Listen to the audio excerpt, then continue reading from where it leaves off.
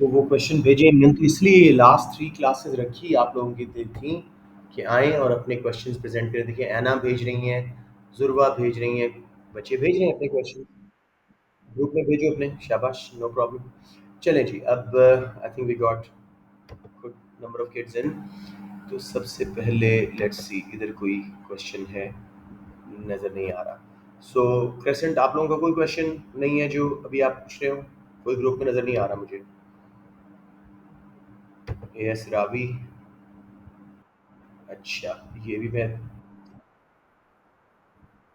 वो एक अलग बात है। अभी हम क्वेश्चंस देख रहे हैं बेटे, अभी हम ज़रा क्वेश्चंस देख रहे हैं। विकास ने भी कोई ख़ास नहीं है, ठीक है।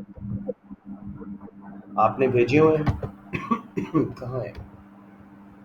ये वाले बेटे? ये तो हैदर का है। ओके, ज़ुरवा इशफाक, ठीक है। चलें, आप लोगों से स्टार्ट करते हैं। आज कोई मसला नहीं बेटे, I can do another class as well. अगर आप टॉपिक अलग करना चाह रहे हो कोई, तो कोई मसला नहीं है। इट्स योर लास्ट नाइट, ठीक है। सुबह एएम में पेपर है आपका? मैं ज़्यादा देर भी नहीं करना चाह रहा। एएम में पेपर है? अच्छा, ये तो मैंने बथेरे ग्रुप्स में आंसर किया है, पता नहीं आपका ग्रुप कैसे रह गया है Zurwa. I am sure I must have answered it somewhere in the group. चलिए एनीवेज़ देखें। टेबल शोज़, हाँ? इसमें टिप्स एंड ट्रिक्स क्या है बेटे? वही कि मतलब टाइम मैनेजमेंट का इशू इतना होता नहीं है। Give every question it's due time, confidently करें और बेसिकली सिलेबस से मैच करें उसको। बाय डेफिनेशन होते हैं मोस्ट क्वेश्चंस, बच्चे हमें उसमें डिफिकल्टी ढूंढ रहे होते हैं, कुछ आसान क्वेश्चंस को मुश्किल कर देते हैं। ठीक है, तो यही बातें हैं। बाकी टॉपिक्स तो आपने सब किए हुए हैं। अब उन पे जो कुछ मुश्किल वाले टॉपिक्स हैं उनको मैं दोबारा दिखा दूंगा आज। लेकिन इसमें एमसीक्यूज में सच नहीं, बाय एलिमिनेशन होता है, बाय डेफिनेशन होते हैं, बाय स्ट्रेटेजिक चॉइस होते हैं, इस तरह करके होता है। इसमें कोई खास टिप्स नहीं है। Table shows a country. Mic बंद कर दें प्लीज।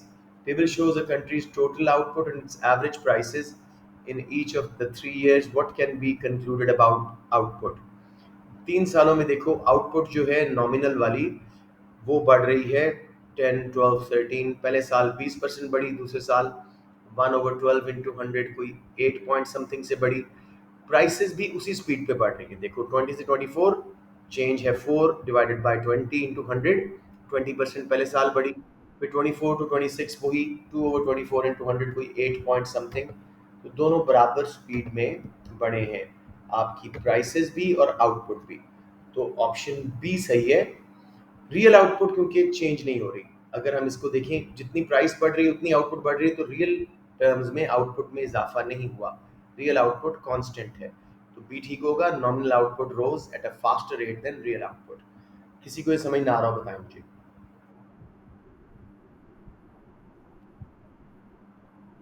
नहीं नहीं नहीं बेटे, देखो ये बात है, नॉमिनल आउटपुट तो इटसेल्फ है ना, प्राइस लेवल से उसको एडजस्ट करके रियल आउटपुट बनाते हैं।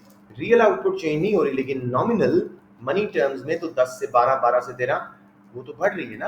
रियल नहीं बढ़ रही क्योंकि साथ साथ प्राइसेस उतनी बढ़ रही हैं। नहीं समझ आया अपना गुरवा? उसको छोड़ो, उसमें अगर प्राइसेस कांस्टेंट होती है और आउटपुट, तो रियल आउटपुट बढ़ रही होती है ऑफ कोर्स। जब प्राइसेस स्लो बढ़ रही हैं और आउटपुट तेजी से बढ़ रही हो, तो रियल आउटपुट बढ़ रही होती है। इसमें कांस्टेंट है, तो एक ही ऑप्शन सही लग रही है, nominal output rose at a faster rate than real output. समझ आ गया बच्चों, या मजीद चाहिए इस पे? डिपेंड करता है बेटे। प्राइसेस अगर स्लो बढ़, हाँ नॉमिनल हमेशा वैसे रियल से ज्यादा होगा हमेशा ही, बिकॉज प्राइसेस अनलेस गिर रही हो प्राइसेस, उस केस में नॉमिनल आउटपुट कम हो सकती है। ठीक है, एवरीवन 100% क्लियर जी? ये बड़ा कॉमनली हर ग्रुप ने पूछा और मैंने सब में आंसर किया है। मुझे बताएं कोई मसला है तो मैं दोबारा बताऊं।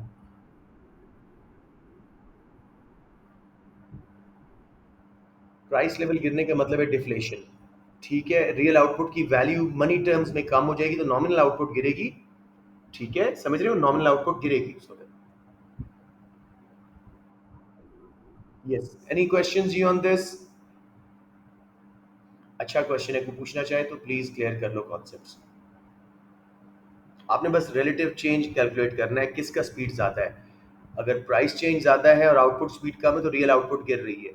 अगर प्राइस चेंज थोड़ा है, आउटपुट तेजी से बढ़ रही है तो रियल आउटपुट बढ़ रही है। इसमें दोनों बराबर स्पीड से बढ़ रहे थे तो रियल आउटपुट कांस्टेंट थी, इसलिए हमने बी ऑप्शन चूज की, क्योंकि नॉमिनल तो बढ़ रही है, रियल कांस्टेंट है। जी next question, the currency of a country has a floating exchange rate against other currencies, under which circumstances will the value of country X's currency fluctuate the most against other currencies on the foreign exchange market?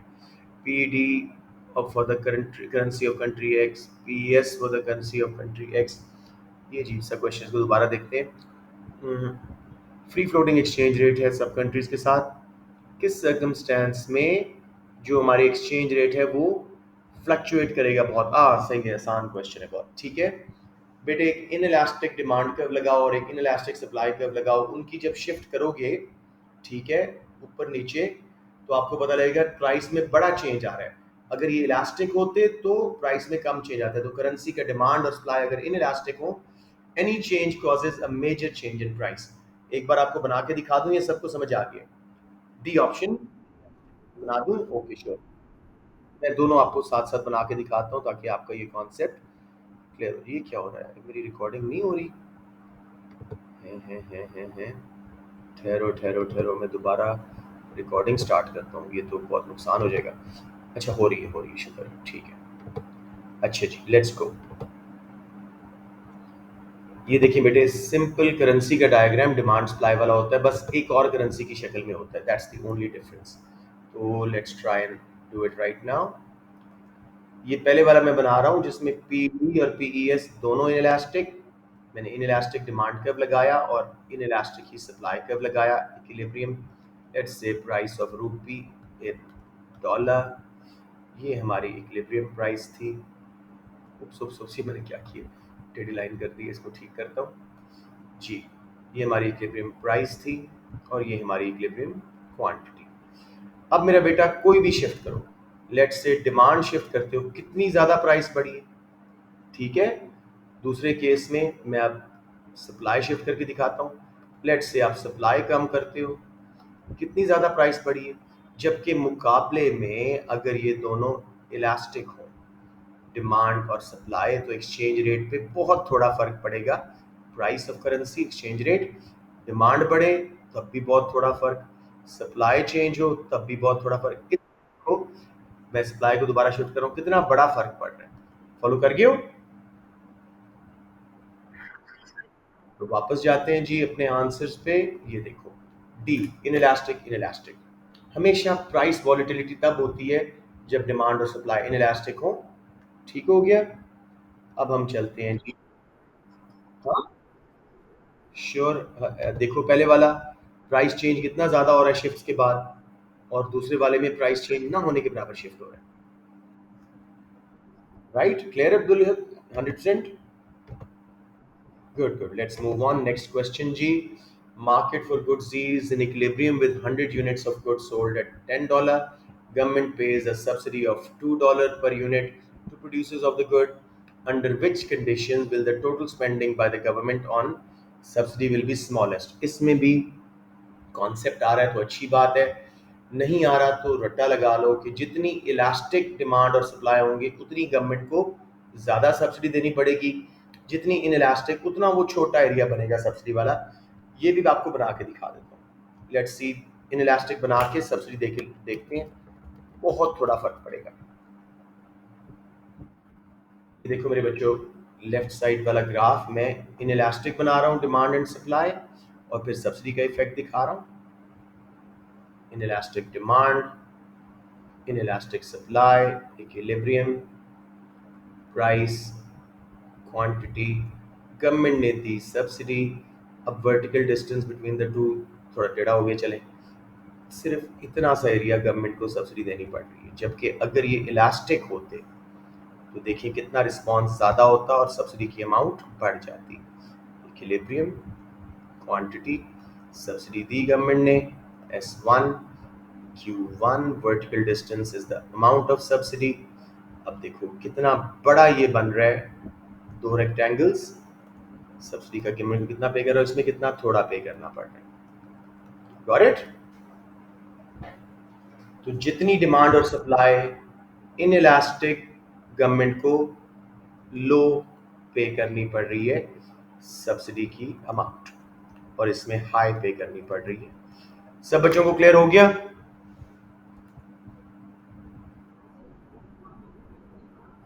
Why not? मैं तो हमेशा कहता हूं graph बनाया करें जहां ऐसा question है, किसी को समझ ना आया।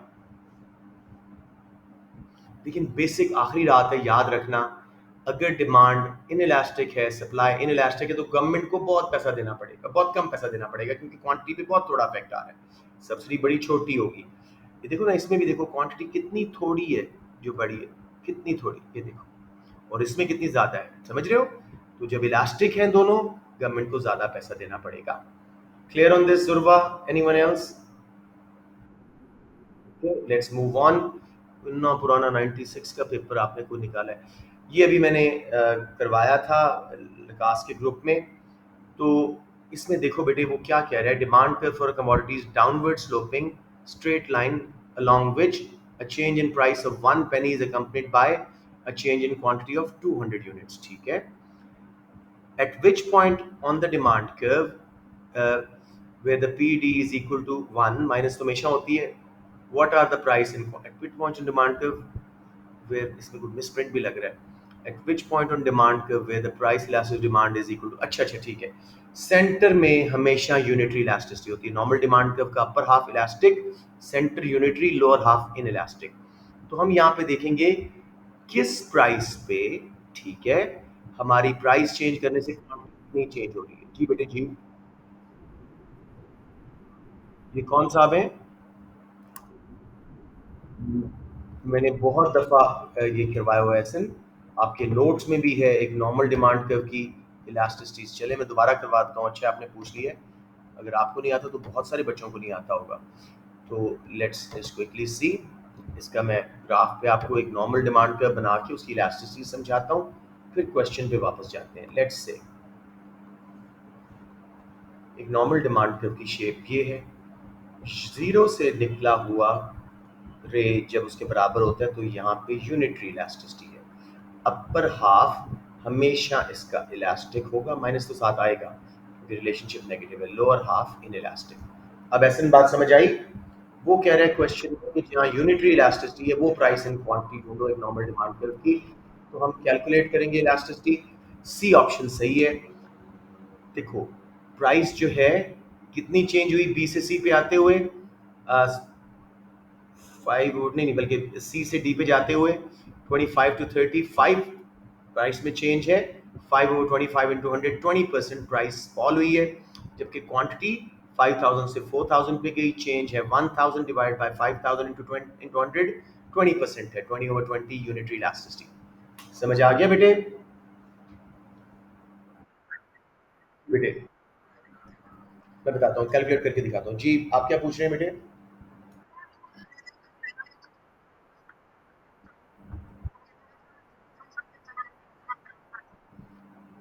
हाँ लेकिन इसमें सिर्फ एक पॉइंट है ना बेटे, सारा कर्व यूनिटरी नहीं है। फॉलो कर गए हो? अब देखो जरा, मैं बेटे ये फिगर्स याद रखिएगा, 25 से 30 पे प्राइस गई, क्वांटिटी 5000 से 4000, और ये बेसिक कैलकुलेशन क्यों नहीं आ रही अभी तक आप लोगों को? मैं दोनों प्राइसेस लिख देता हूँ। 25 हमारी P1 थी और P2 थी 30। मुझे बताएं कितना चेंज आया, कैलकुलेट करवाएं मुझे, एना वगैरह नहीं चाहिए मुझे, जिन बच्चों ने कहा है कि दोबारा करवाएं ये बताएं मुझे कितना चेंज है प्राइस में।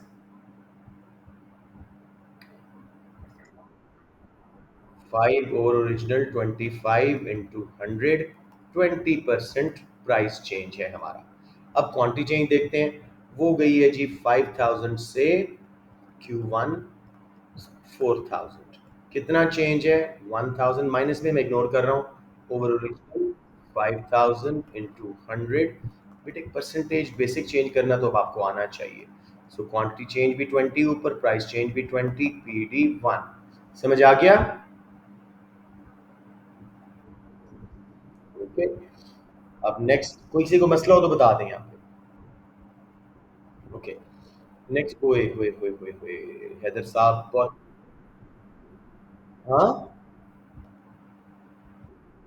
नीचे वाला तो नहीं पूछा उन्होंने, आपको करवा देता हूँ मैं कहते तो। चलिए पूछ कर देते हैं। PD of a commodity. आई देखो कितने बच्चे आ रहे हैं। I wish they had attended all the classes और आज ये कंफ्यूजन उनको ना हो रही होती। सेवंथ क्वेश्चन जी, पीडी फॉर अ कमोडिटी 0.5 यानी 1% change in price is only causing half a percent change in demand. Inelastic demand है। Price of commodity is initially 5, initial quantity sold is 100. By how much would the price have to be reduced to increase sales by 20 units? अब देखो, 0.5 हमें सारी बात बता रहा है, ठीक है। कितनी प्राइस चेंज हो कि 20 यूनिट से सेल्स जो है वो इंक्रीज करे। 1% is causing half a percent change in price. ठीक है, ये बात समझ आ रही है। 0.5 का मतलब है 1% change in price is causing only half a percent change in quantity demanded. तो 20 होने के लिए प्राइस में कितना चेंज होना चाहिए, बताइए मुझे इस लॉजिक के मुताबिक। 40%। तो 40%, 50 का 40% कैलकुलेट करो। सॉरी, 5 का 40% इज, हेलो, किसी को नहीं आ रहा? $5 का 40% कितना होगा? 2। तो $2 से प्राइस को डिक्रीज करना होगा, ऑप्शन 2, ऑप्शन सी। बच्चों समझ आया? ये दोबारा बता दूं, please do not be shy, last night है। कोई भी इलास्टिसिटी का फिगर, चाहे वो पीईएस हो, पीईडी हो, वाईडी हो, एक्सीडी, अगर 0.5 है या जो भी नंबर है, क्या शो कर रहा है कि नीचे वाला वेरिएबल 1% चेंज होगा और इस वेरिएबल में, जैसे इस केस में डिमांड है, सिर्फ हाफ परसेंट चेंज होगी। इनिशियल प्राइस 5 थी, क्वांटिटी सोल्ड 100 थी, लेकिन वो कहता है कितनी प्राइस गिरे कि सेल्स 20 और हो जाएं। तो सिंपली 5 से कितना चेंज हो, 20 को मल्टीप्लाई करो, 20 यूनिट्स हैं, ठीक है। वो 20% ही चेंज है ना 100 से। 20 को मल्टीप्लाई करो 5 से। नहीं, एक मिनट, मैंने क्या किया, एक मिनट, एक मिनट, एक minute. By how much would price have to reduce to increase sales by 20 units. अच्छा अच्छा अच्छा, एक मिनट, शायद एक मिनट देखने दो और एंगल से। 100 क्वांटिटी सोल्ड थी, वो 120 होनी चाहिए। कितने परसेंट चेंज होनी चाहिए? 20%। सो 10% प्राइस गिरनी चाहिए, 10% प्राइस गिरनी चाहिए। एक मिनट, एक मिनट, मैं खुद कंफ्यूज हो गया हूँ बात करते करते।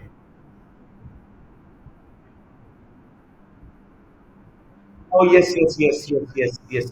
तो 20 चेंज के लिए हमें 20% प्राइस का फॉल होना चाहिए ताकि क्वांटिटी 10% चेंज हो, 20% चेंज हो, ठीक है। मैं कुछ गलत बोल गया हूँ बच्चे, मुझे बताइएगा। इकोनॉमिक्स ऐसा सब्जेक्ट है कि आप लूप में फंस जाते हैं। Let's go again, very slowly again. PD 0.5 है। 1% price change, 5% change, half percent change करेगा डिमांड को। तो कितना होना चाहिए? 20% प्राइस फॉल हो ताकि जो है हमारी सेल्स जो 40% फॉल हो ताकि हमारी सेल्स जो है वो 20 से बढ़े, 20 बढ़े, 20%। बिल्कुल सही है, सी ऑप्शन है। यानी हमें $2 प्राइस कम करनी पड़ेगी, ठीक है।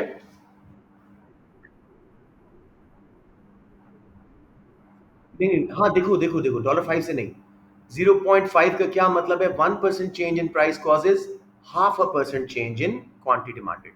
तो कितने परसेंट प्राइस चेंज हो, गिरे, कि सेल्स 20% बढ़े, 20 यूनिट्स जो है 100 का 20% ही है ना। सो 40, समझ आ गई बात। और 5 का जब 40% कैलकुलेट किया वो 2 आंसर आया, तो बाय $2 प्राइस को रिड्यूस होना होगा। लिख के करवा दूं या समझ आ रही है?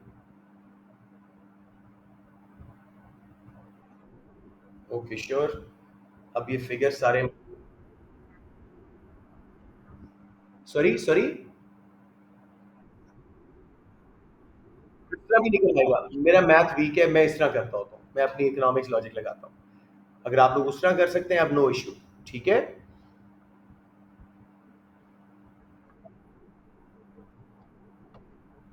हाँ, बात तो वही है, बात तो वही है, बिल्कुल सही कह रहे हो। ऊपर 20 नीचे 40। मैं कोशिश करता हूँ, मेरा मैथ बहुत वीक है लेकिन मैं कोशिश करता हूँ। Let's take a screenshot of it and try to solve. एक मिनट ठहरो, मैं करता हूँ, बल्कि अच्छा मुझे कुछ लर्निंग हो जाएगी मैथ की। जी बेटे, तो फॉर्मूला जो है पीडी का, percentage change in quantity demanded over percentage change in price, उसमें हमारे पास क्वांटिटी डिमांडेड में चेंज 100 से 20 हो गया 20%, ये एक्स हो गया, और पी डी हमारे पास है 0.5।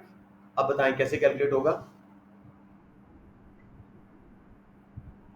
ओ, substitution 20/0.5, answer will be 40% price कम करनी पड़ेगी। समझ आ गया सबको? अब मैं ख्याल मेजोरिटी को समझ आ गया होगा। Any still any confusion, any questions? Okay great, let's move on. Next question. ओए होए हैदर, ये तो क्वेश्चन नजर ही नहीं आ रहा बेटे, इस तरह मैं रोटेट करता हूँ, let's see if it makes sense. इसको रोटेट यहाँ पे कैसे किया जाए? Anybody knows how to rotate it? नहीं हो सकता। हाँ, कल करवा दिया था, फिर हैदर इसको छोड़ देते हैं। नेक्स्ट क्वेश्चन ये किस, ये भी इस तरह का भेजा हुआ है हैदर ने। हैदर सही पिक्चर भेजा है। ये बेहतर है। ये नहीं, ये ठीक है, नेक्स्ट वाली ठीक आ गई है। Economy produces two goods X and Y. In the diagram, the line ML is economy's PPC, and the line ML is trading possibility curve TPC. Basically जिस गुड में वो स्पेशलाइज करता है, जैसे एक्स में उसने किया होगा, अब वो एक्स को एक्सपोर्ट करके ज्यादा दूसरी गुड भी ले सकते हैं, और एक्स भी ज्यादा हो जाएगी उसके पास, एम एन पे आ गए। What does the diagram show? ठीक है जी, economies consumer prefer good X to good Y, नहीं। Economies consumer prefer Y to X, नहीं, ऐसे प्रेफरेंस की बात नहीं होती, वो तो ऑन द कर्व मूवमेंट आती है। Economy has comparative advantage in the production of good X. Good X वाला सही है, सी ऑप्शन। आपने डी क्यों हाईलाइट की हुई बेटे? डी कैसे हो सकता है? Economy has comparative advantage in production of Y. अच्छा अच्छा, एक मिनट एक मिनट, अगर इसको उल्टा देखें,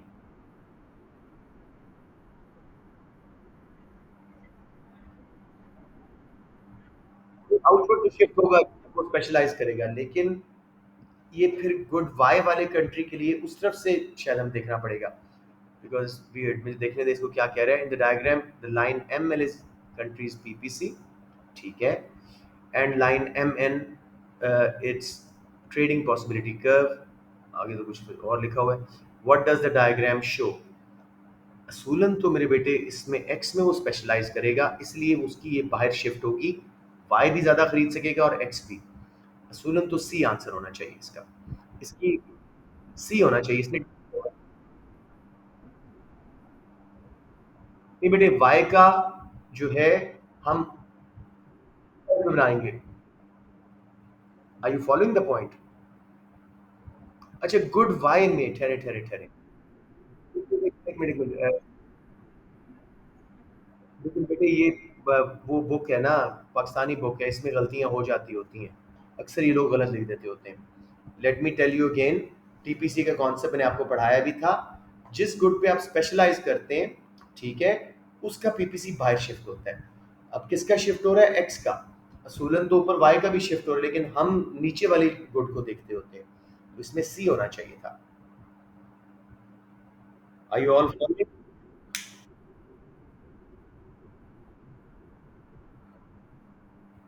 हाँ, क्या चीज?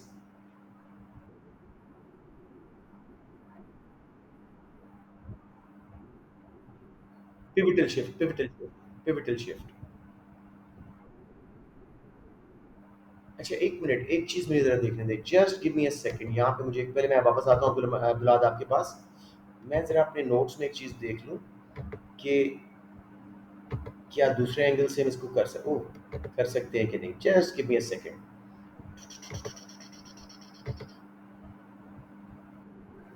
डॉक्यूमेंट्स और एएस में कंपैरेटिव एब्सोल्यूट एडवांटेज हम मैक्रो में से निकालते हैं। उप्स, ये क्या हो गया जी? मैक्रो इकोनॉमिक्स पार्ट वन में आएगा, ये पुराने वाले यहाँ पे पड़े हुए हैं मेरे पास, ये इसमें होना चाहिए। मैं अभी जल्दी से दिखाता हूँ आपको, आई होप इसी में होना है। यस, ये देखिए, ये तो हाँ, कंपैरेटिव एडवांटेज, अब टीपीसी आएगा। हाँ ठीक है ठीक है ठीक है, एक मिनट एक मिनट। जिस कंट्री की स्पेशलाइजेशन है उसका बायर शिफ्ट होता है पिवट से, तो यस, मैंने नीचे कॉफी को किया था स्पेशलाइज, उसका बायर शिफ्ट हुआ था। बस मैंने उल्टा देख लिया, आ गई सारी समझ। अब देखें, कंट्री जो है गुड वाई पे स्पेशलाइज कर ले, इसलिए उसका बायर शिफ्ट हो रहा है। So has a comparative advantage in production of good Y. Sorry, सबको समझ आ गया? ये देखो बेटे, मैं आपको नोट्स दोबारा एक बार दिखाता हूँ। ये देखें, ये देखो। कहाँ पे गया? अभी तो मैंने खोला था। नहीं चले इसको। हाँ, ये वाली डॉक की फाइल है, ये देखें। कंट्री एक्स ने स्पेशलाइज किया था गुड कॉफी के ऊपर, तो उसका पिवटल आउटवर्ड शिफ्ट हुआ। ठीक है, 40-40 का कॉम्बिनेशन, तो सिर्फ 40 कॉफी बनाई। 1 coffee is equal to 2 tea का रेट था। 80 टी भी ले सकता है बदले में, तो हमने उसको फिर ट्रेड करवाई ए पॉइंट पे। तो जो स्पेशलाइज जिस गुड पे करता है उससे पिवटल आउटवर्ड शिफ्ट होता है, इसलिए ऑप्शन डी करेक्ट है। गुड वाई पे स्पेशलाइज किया कंट्री ने, इसलिए उसका बायर शिफ्ट हो रहा है। अब सबको समझ आ गई बात? मैं एक्स पे फोकस कर नीचे। हाँ, पिवटल आउटवर्ड शिफ्ट उस गुड का होगा जिस पे आप स्पेशलाइज करेंगे, तो वाई पे कंपैरेटिव एडवांटेज आपका एग्जिस्ट करता है। उसका पता लगेगा कि यहां से पिवटल आउटवर्ड शिफ्ट आएगी, इसके एल से नया टीपीसी निकलेगा और ऊपर जाएगा। ठीक है,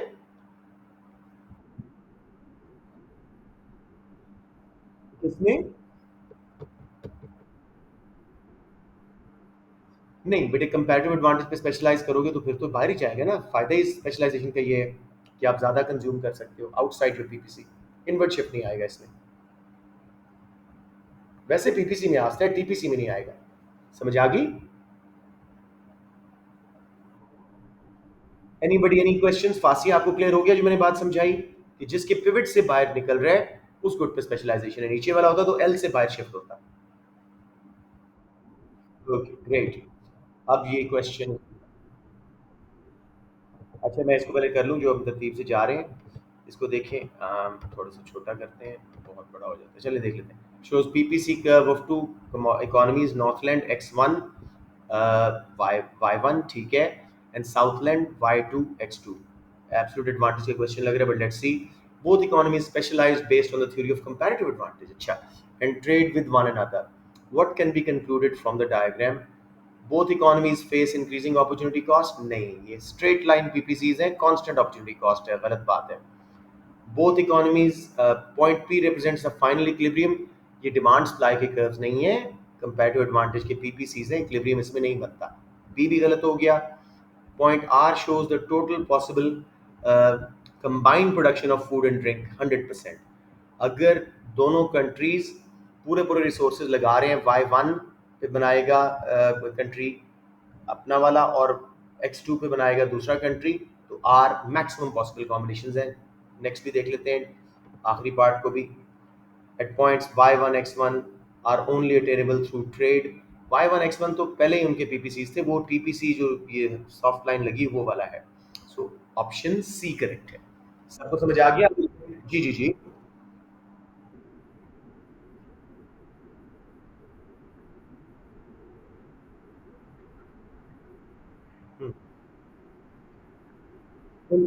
एक्सट्रीम केसेस जैसे इसने बनाया ना, यहाँ पे बराबर शिफ्ट नहीं है, इसमें कंपैरेटिव एडवांटेज एग्जिस्ट कर सकता है।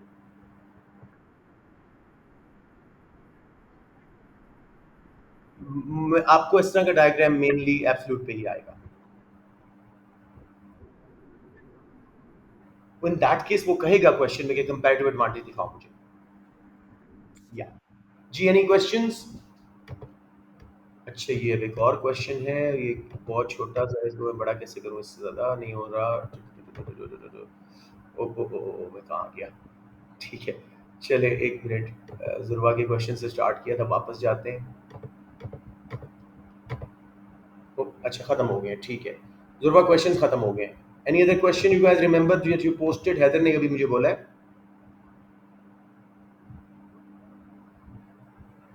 तो बहुत सारे क्वेश्चंस लग रहे हैं, शायद ये पहले आंसर्ड है। हैदर ये वाला आपने सही करके पोस्ट किया है जी। उफ, अभी भी बहुत बुला रहा है, आपके हाथ बड़ा साफ नजर आ रहा है लेकिन क्वेश्चन नहीं। ओए हो, ये मैंने परसों करवाया बेटे। अम, अब इसमें तो नजर ही नहीं आ रहा है इधर। इधर ये दोबारा भेजें क्लोजअप लेके अच्छा सा साफ रेजोल्यूशन के साथ, ठीक है। अब मैं ये बंद करके दूसरे किसी ग्रुप के क्वेश्चन स्टार्ट करता हूँ। I am in the queue, कोई बच्चा कह रहा है, let me see if there any queue. अच्छा, आप क्लास में, आपका पुराना मैसेज था, शहूद आ गए। अच्छा जी, उसके बाद हमारे पास अब आया किधर गया ये,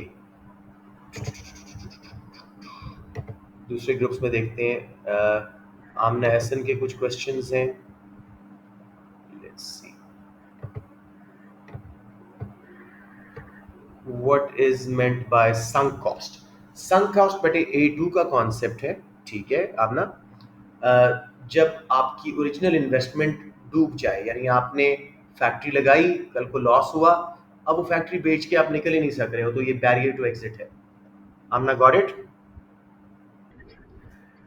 what effect does removing protection has on GDP?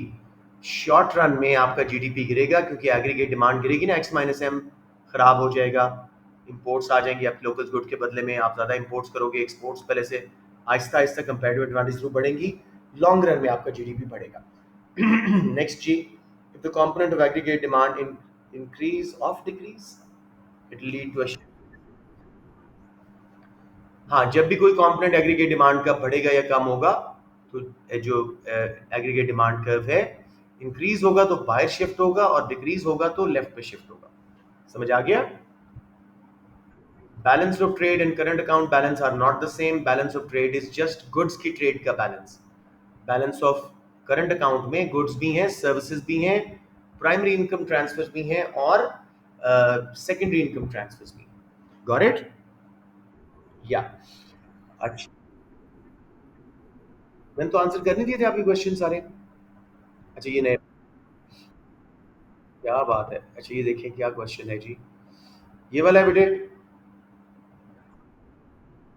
Okay, what must be the necessary result of a surplus in the current account of balance of payment?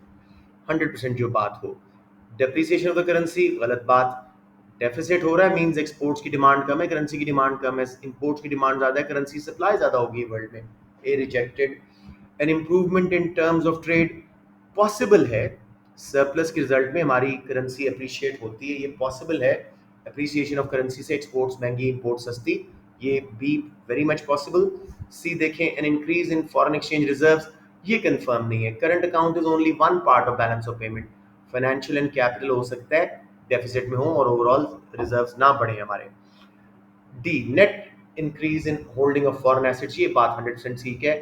हमारा करंट अकाउंट सरप्लस का मतलब है हमारी बहुत सारी कंपनीज बाहर गई हुई हैं जो अपने प्रॉफिट्स वापस भेज रही हैं, तो हमारे फॉरेन एसेट्स बढ़ रहे हैं। या फिर हमारे पैसे सेविंग बाहर हैं, जिसकी वजह से प्राइमरी इनकम्स में इंटरेस्ट आ रहा है, वेजेस आ रही हैं, प्रॉफिट आ रहा है, वर्कर्स बाहर गए, तो ये डी 100% करेक्ट है। सब बच्चों को समझ आ गई?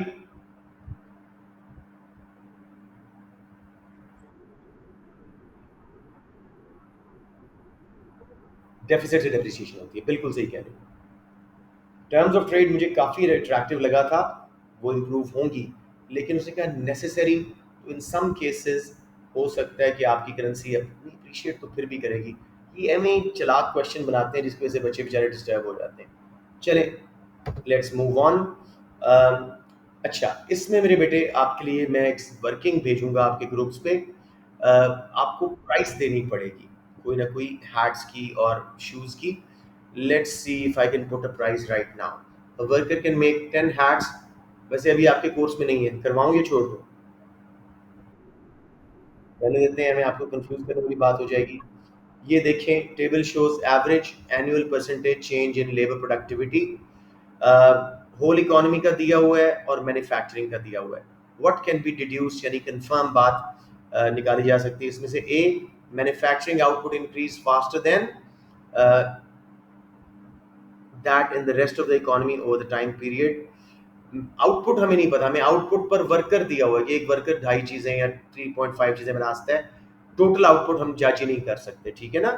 हमें सिर्फ आउटपुट पर वर्कर दी, तो ए रिजेक्ट हो गया। Productivity growth was it highest eight 1980, 1980 में प्रोडक्टिविटी ग्रोथ देखते हैं, रेट कितना है। नहीं, 1.8 से गया है 2.3 और 2.2 से गया है 4.9। लग तो काफी हाई रहा है। लेट मी सी कहीं और। नहीं, वो तो 70 में है, 70 में है, सॉरी। क्या बोल रहे हो? परसेंटेज चेंज, इकोनॉमिक्स में हर जगह ग्रोथ रेट परसेंटेज चेंज के थ्रू है। जैसे 70। हाँ,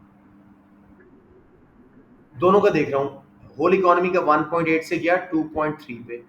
ठीक है, कितना चेंज है बताइए मुझे। 0.5 डिवाइडेड बाय 1.8 इंटू 100। इसी तरह 2.2 से 4.9 पे गया। ठीक है, तो वो कह रहा था productivity growth was at highest in 1980। 70s में हाईएस्ट हुआ था, 80 में तो आके फिर उसके बाद ये थोड़ा सा कैलकुलेट करना पड़ेगा। सबका कैलकुलेट करना पड़ेगा तब जाके। लेकिन वो देखो ना, बाकियों में तो साफ साफ वो रेट कम हो रहे हैं, सिर्फ इन्हीं में बढ़ा हुआ है। तो इसको बी को बाद में देखते हैं। Output per worker increase faster in manufacturing than the rest of economy. Yes, manufacturing में अगर आप ग्रोथ रेट देखो तो ज़्यादा तेज़ है कंपेयर टू होल इकोनॉमी, तो सी तो कंफर्म है। Economic growth was lowest in the 70s। Economic growth 70s में हाईएस्ट था, 80s में नहीं था, ये ठीक है। 70s के पीरियड में ये 1.8 से 2.3 पे गया है ना। तो from the period to the period mean 70s में रेट ग्रोथ का ज्यादा था, 80s में नहीं था, तो इसलिए सी ही ऑप्शन ठीक है। हाँ sorry, D economic growth was lowest in 1970। Lowest नहीं थी बेटे, गौर से देखो। 2.5 से 1.8 पे आए हैं आप। ठीक है, ग्रोथ हो रही है। रेट नहीं उसने यहाँ पे पूछा, economic growth was it's lowest. Economic growth lowest 60s में थी, रेट अलबत्ता नहीं थे। समझ आ गया? आई वुड थिंक अगर सी ऑप्शन आप पकड़ गए वैसे ठीक हो जाएगा, वरना कैलकुलेट करना पड़ेगा।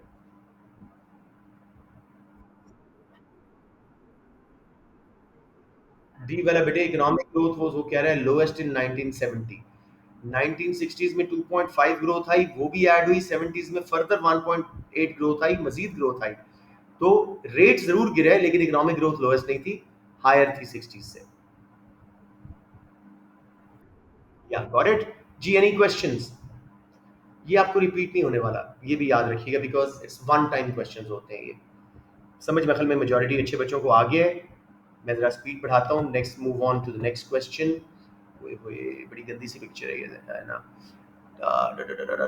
ये तो आपको समझा नहीं दिया था मैंने कल। चलें, समझ लेते हैं। देखो बेटे, two workers George and Zaheer can produce following amounts in one day if they concentrate on producing only one of the products. बेटे या वो 9 फूड बना सकता है जॉर्ज, या 18 क्लोथिंग, या 36 पेयर्स ऑफ शूज। जहीर 15, 45 या 30, ये उनका कंडीशन है। First, they decide to produce for themselves 6 units of food that they need to survive. Then they specialize in the product at which they are relatively efficient. What will be the total output of clothing and shoes in addition to 12 units of food that is produced in the working day?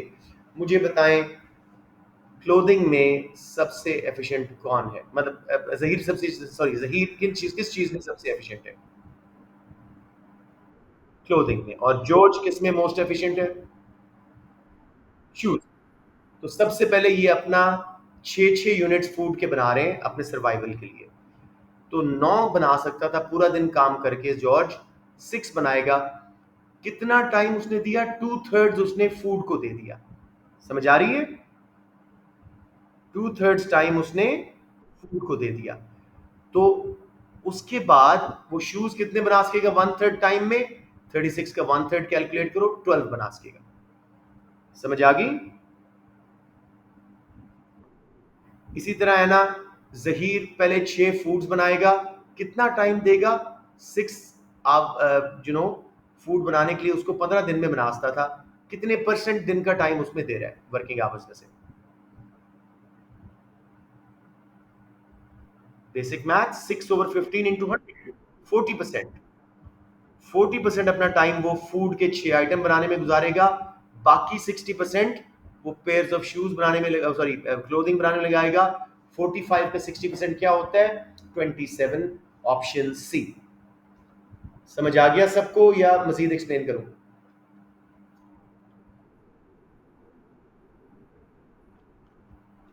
Sorry, come here again. Okay, anyone else? देखो उसने क्या बताया कि वो पूरा दिन काम करके अपना जितने भी वर्किंग आवर्स हैं 9 यूनिट्स ऑफ फूड बना सकता है, या 15 यूनिट्स से 18 यूनिट्स ऑफ क्लोथिंग, या 36 यूनिट्स ऑफ शूज। तो अगर वो 6 लगा रहा है जॉर्ज, तो 2/3 गया ना उसका फूड बनाने में ही। 1/3 कर सकेगा पेयर्स ऑफ शूज 36 से, 1/3 12 बनेंगे। जहीर 6 फूड्स बनाएगा, 15 मैक्सिमम बना सकता था पूरा दिन काम करके। तो कितना हिस्सा उसने दिन का दिया? 6/15 इंटू 100, 40%। बाकी 60% वो पेयर ऑफ क्लोथिंग बनाएगा। 45 का 60% टाइम जो उसने लगाया, 27।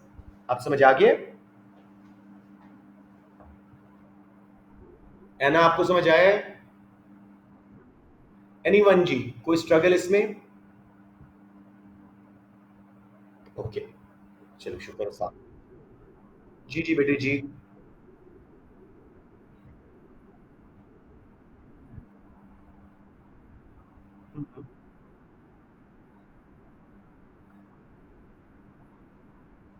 नहीं, अगर बैलेंस ऑफ पेमेंट बोला तो उसका मतलब है पूरा current financial and capital account. अगर बैलेंस ऑफ करंट अकाउंट बोला है तो सारे चारों हिस्से, trade in goods, trade in services, primary and secondary का बैलेंस मिल मिला के सरप्लस हुआ है।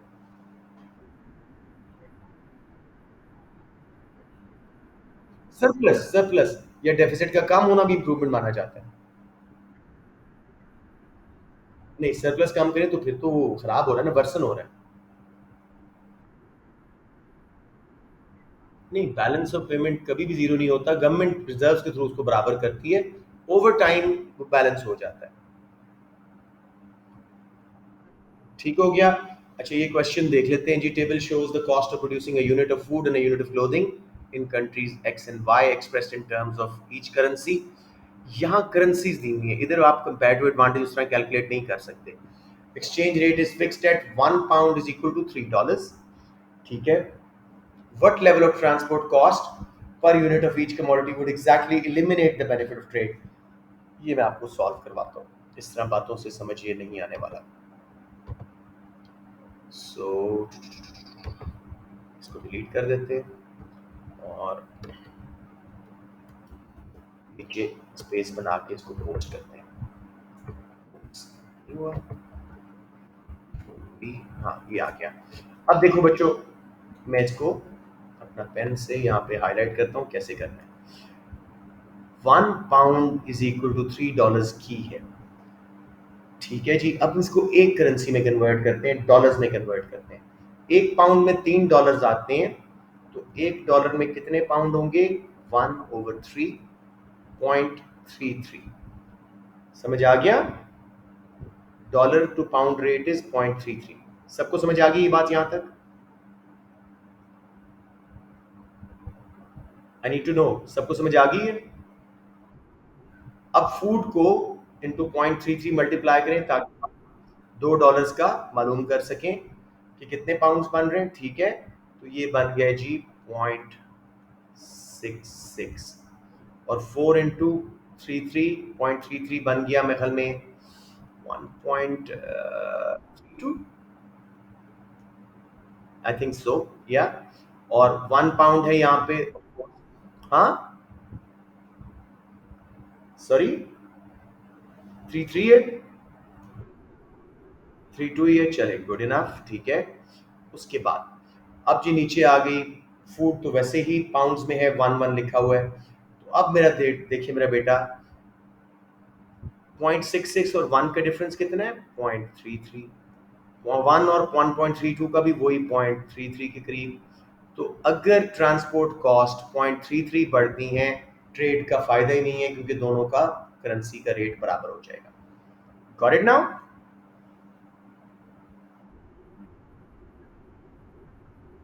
आप कहां तक पहुंचे थे मेरे साथ? Pound is equal to $3, so $1 is equal to 1/3.33 pound. मैंने एक ही करेंसी में कन्वर्ट किया। $2 फूड थी, 0.33 था ना पाउंड के साथ रेट, तो 0.66 हो गया। $4 मीन्स इंटू 0.33 1.32। नीचे वाले पाउंड वैसे ही हैं, दोनों में डिफरेंस देखो, 0.66 और 1 पाउंड में 0.33 का, 1 पाउंड और 1.3 पाउंड, 2 पाउंड में वही 0.33 का डिफरेंस है। तो अगर ट्रांसपोर्ट कॉस्ट 0.33 से बढ़ती हैं, ट्रेड करने का कोई फायदा नहीं है, क्योंकि दोनों का रेट बराबर आ जाएगा, म्यूचुअली बेनिफिशियल एक्सचेंज रेट रहेगा ही नहीं। क्लियर बच्चों?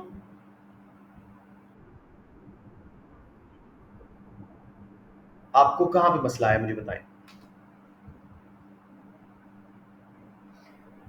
पाउंड जो मैंने डॉलर का रेट कन्वर्ट किया है पाउंड को, वो समझ आ गई बात। एक पाउंड $3 था, ठीक है। तो $1 में कितने पाउंड आएंगे? 0.33। तो मैंने फिर फूड और क्लोथिंग जो डॉलर में दी हुई थी उसको पाउंड में कन्वर्ट किया, 0.33 से मल्टीप्लाई करके 0.66 1.32। नीचे तो पाउंड ही थे, तो दोनों में डिफरेंस कितना है? 0.33 का। तो अगर ट्रांसपोर्ट कॉस्ट, वो कहता है कितनी बढ़ेगी, ट्रेड का बेनिफिट खत्म हो जाए, 0.33 एग्जैक्टली एलिमिनेट कर देता है ट्रेड का बेनिफिट।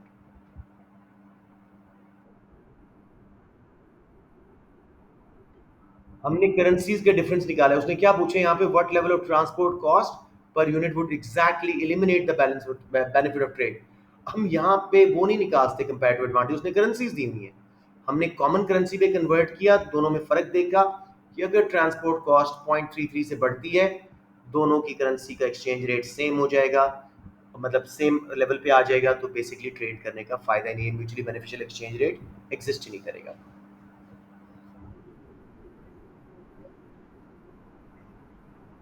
नहीं, 0.32 है तो ऑलमोस्ट बराबर ही आ गया ना। 0.01 है बेटे, एलिमिनेट हो रहा है। गॉट शरियार?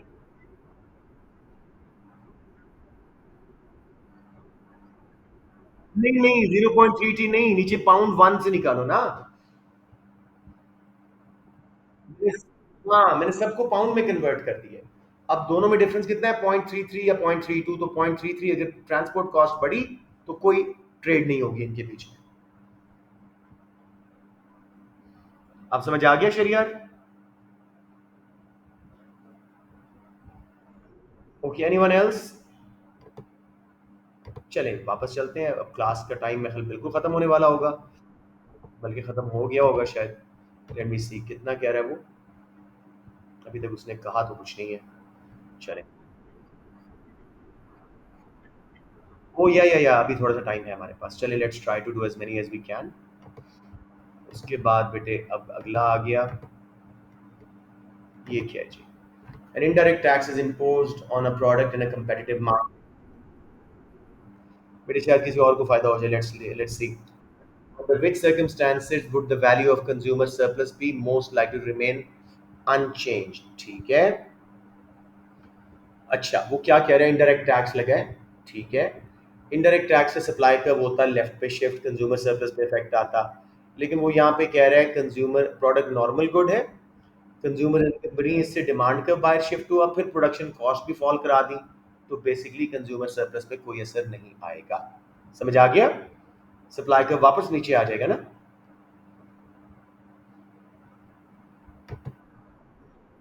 देखिए बेटे, उसने ऊपर क्या बताया? इनडायरेक्ट टैक्स लगा है प्रोडक्ट पे, उससे सप्लाई कर्व लेफ्ट पे शिफ्ट होता, कंज्यूमर सरप्लस कम हो जाता, ठीक है, प्राइस बढ़ने से। वो कहते हैं under which circumstances would the value of consumer surplus be most like to remain unchanged. ऊपर स्टेटमेंट थ्रो ऑफ है, क्वेश्चन है कि किस सर्कमस्टेंसेस में इन चारों में से कंज्यूमर सरप्लस चेंज नहीं होगा। डी ऑप्शन, नॉर्मल गुड की डिमांड बढ़ी, कंज्यूमर की इनकम बढ़ी, डिमांड का बाहर बढ़ा, कंज्यूमर सरप्लस बढ़ा, फिर प्रोडक्शन कॉस्ट फॉल हुई, कंज्यूमर सरप्लस जो है इससे तो बढ़ रहा है। कंज्यूमर इनकम बढ़े, डिमांड का राइट पे शिफ्ट, कंज्यूमर सरप्लस ऐड होगा, production cost fall, remain unchanged, उससे कंज्यूमर सर्विस गिरेगा। अब अगर इनडायरेक्ट टैक्स लगा है तब भी कंज्यूमर सर्विस बढ़ना चाहिए। आई यू श्योर ये डी है मेरा बेटा? एक मिनट, लेट मी सी। इंफीरियर गुड के केस में ये बात समझ आ रही है कि भाई इंफीरियर गुड में इनकम बढ़ी, डिमांड लेफ्ट पे शिफ्ट होगी, सप्लाई राइट पे बैलेंस आउट हो जाएगा। इसको है ना एक बार दोबारा चेक करके जरा भेजिएगा प्लीज, ठीक है। while I'm doing the next ones. आपको क्या समझ आई थी? चलिए let's see what do you understand.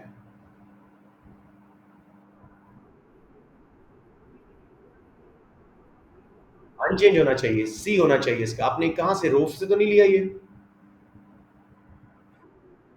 बस गड़बड़ है. सी कंफर्म ऑप्शन है. इंफीरियर गुड, डिमांड गिरी, कंज्यूमर सरप्लस गिरा, फिर प्रोडक्शन कॉस्ट गिरी, सप्लाई बढ़ी, कंज्यूमर सरप्लस बढ़ा, बैलेंस आउट हो गया. ठीक है, दैट्स द ओनली वे. ठीक है, चलिए मैं नॉर्मल गुड को दोबारा देखता हूँ. इनकम बढ़ी, तो वही ना, डिमांड कम होने से कंज्यूमर सरप्लस गिरेगा, लेकिन प्रोडक्शन कॉस्ट कम होने से, सप्लाई बढ़ने से प्राइस गिरेगी, कंज्यूमर सरप्लस बढ़ेगा, अनचेंज रहेगा. सिर्फ इसलिए सी ठीक हो रही है ना. ओ नहीं नहीं, production cost rise, sorry sorry sorry, ये तो गलत हो गया, सॉरी मैंने फॉल समझा था. इधर आते हैं नेक्स्ट पे. नॉर्मल गुड, डिमांड बढ़ी, कंज्यूमर सरप्लस बढ़ा, प्रोडक्शन कॉस्ट गिरी, कंज्यूमर सरप्लस बढ़ा. इसमें तो बढ़ रहा है. टैक्स लग भी जाए तो बराबर जरूरी नहीं है क्या है. एक मिनट. New substitutes are developed for the product. किसकी? बेटी इनकम्स राइज हो रही है ना. कंज्यूमर इनकम इंक्रीज से डिमांड कर्व राइट पे शिफ्ट हो रहा है. कंज्यूमर, हाँ, some producers merge so there's less competition in the market. नहीं, ये तो गलत है.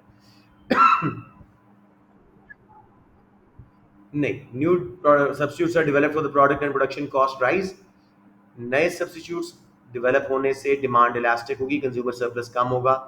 प्रोडक्शन कॉस्ट राइज होने से कंज्यूमर सरप्लस कम होगा. दोनों में कम हो रहा है बेटे. ठीक है,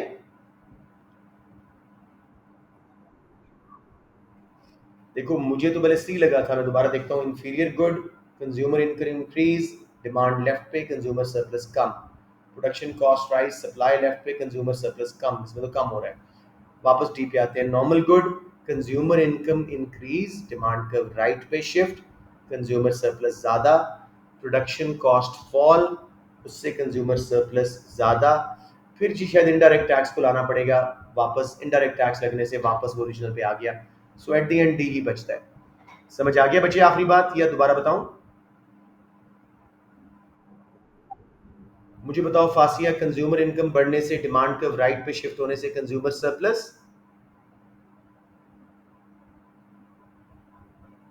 बढ़ेगा या कम होगा? बढ़ जाएगा. आपको क्लियर नहीं था? डिमांड कर्व जब भी बाहर शिफ्ट होता है कंज्यूमर सरप्लस बढ़ता है. प्रोडक्शन कॉस्ट फॉल होने से सब्सिडी वाला इफेक्ट आएगा, सप्लाई कर्व राइट पे शिफ्ट होगा, कंज्यूमर सरप्लस मजीद बढ़ेगा. अब उसने कहा जी इनडायरेक्ट टैक्स लगा है तो शायद वापस दोबारा वो अनचेंज हो जाए. बट दो फैक्टर्स हैं इसलिए मुझे जरा अजीब सा लग रहा है. अब समझ आ गया आपको? जी बेटे.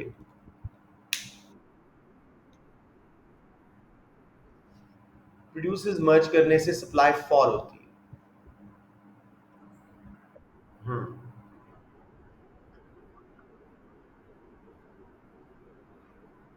हाँ, D is the only one with offsetting factor, इसलिए मैंने कहा ले दे के डी ही बचा है.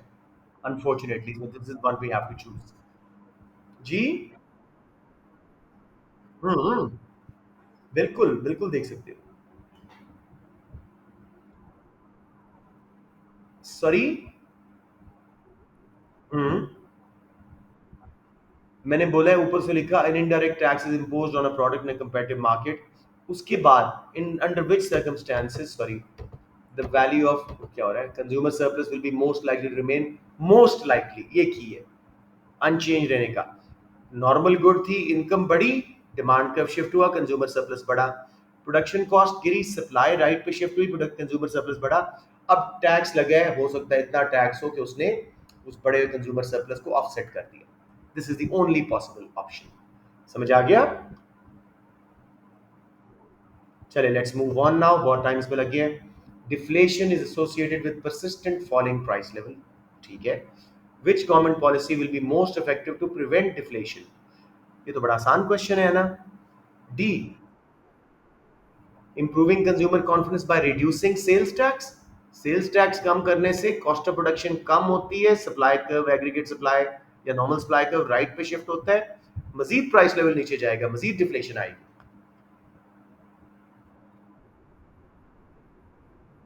चलिए कंज्यूमर कॉन्फिडेंस किस तरह इंप्रूव हुआ है? रिड्यूसिंग सेल्स टैक्स से. तो डिफ्लेशन तो मजीद आई ना। हाँ, चलें जी, आपके क्वेश्चन तो हुए खत्म यहाँ पे। Any other questions anywhere? ये कुछ बच्चों ने डाले हुए हैं। शरियार, ये करवा दूं? बहुत छोटा सा है, let's see if we can read it. मुझसे तो बड़ा मुश्किल से पढ़ा जाएगा, let's see. um, the table shows the market demand and supply for kiwi fruit over a year, market price of 3 per kg. There's disequilibrium in the market। 3 पे देखो 20 units demand ज़्यादा है, 160 है, और सप्लाई सिर्फ 140 है। 20 यूनिट से excess demand है। Which action would the government have to take to achieve market equilibrium at a price of 3 per kg? Subsidy देनी पड़ेगी ताकि सप्लाई बढ़े, डी ऑप्शन। समझ आ गया बेटे? अच्छा, आप पूछ रहे हैं why answer can not be B, purchase the entire supply. बेटे सप्लाई तो पहले ही कम है डिमांड से, वो तो सारा बिक जाएगा, बाकी सरप्लस तो है नहीं। Shariyar, you got it? ओ, शरियार खान का सवाल है, ठीक है, मैं नाम से जरा। अच्छा जी, कितना रह गया? 3 मिनट्स। अच्छा मुझे बताएं, और करना है तो क्लास स्टार्ट करें, वरना मैं बंद करता हूँ क्लास। मुझे बताइए, और कोई टॉपिक वगैरह करने हैं, कोई चीज़ ये कंज्यूमर प्रोड्यूसर सरप्लस वाली, तो मैं दोबारा लिंक भेज देता हूँ, मुझे बता दें।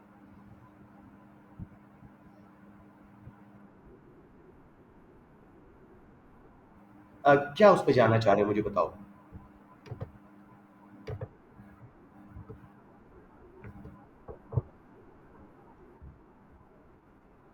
मसलन किस में, कोई ये कंडीशन बताओ। सब्सिडी करवा दूं या टैक्स करवाऊं? कौन सी इलास्टिसिटी लूं? चले मैं आपको दिखाता हूं। In elastic demand, elastic supply, आपको आइडिया हो जाएगा। ये ओरिजिनल प्राइस, मैं इस बार आखिरी करवा रहा हूँ। सप्लाई कर्व लेफ्ट पे शिफ्ट होगा टैक्स के रिजल्ट में। Vertical distance at the new quantity, ये देखो थोड़ा बर्डन आया प्रोड्यूसर पे, ज्यादा आया कंज्यूमर पे, तो कंज्यूमर सरप्लस में ज्यादा कमी हुई। समझ आ गया? इस तरह करके जज करते हैं। जी बेटे जी।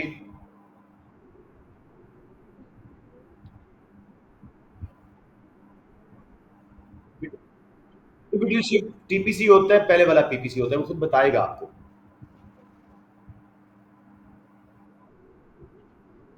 साथ में बनाएगा, साथ नहीं बनाएगा। पिवटल शिफ्ट आउटवर्ड हो रही होगी, वो टीपीसी होगा।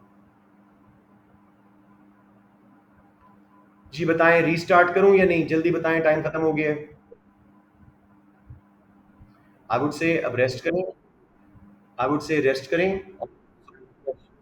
दुआएं बहुत हैं, दुआएं बहुत हैं, आप तो आए ही नहीं आगा मेहदी। खैर, anyways I post this recording and have a good day. Allah Hafiz. Allah Hafiz.